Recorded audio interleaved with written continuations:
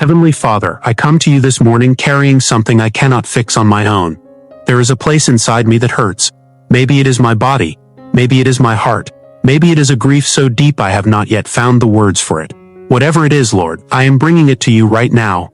Not because I have the perfect prayer or enough faith, but because you are the only one who can reach the broken places, and I need you to reach them today.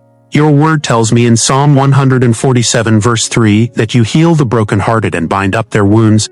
That is a promise, Father. Not a possibility, a promise, and I am standing on it this morning. And in Exodus chapter 15 verse 26 you said, I am the Lord who heals you. Not I was, not I might be.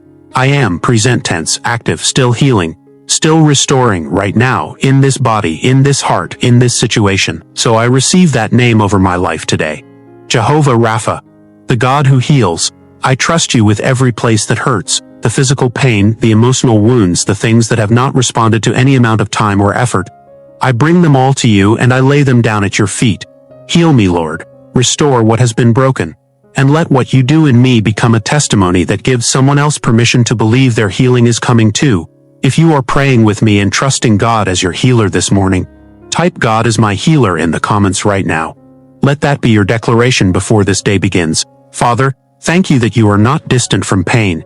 You entered into it. You understand suffering from the inside, and when I bring you my hurt today, I am bringing it to the one who knows exactly what it feels like and who has already paid the price for my healing.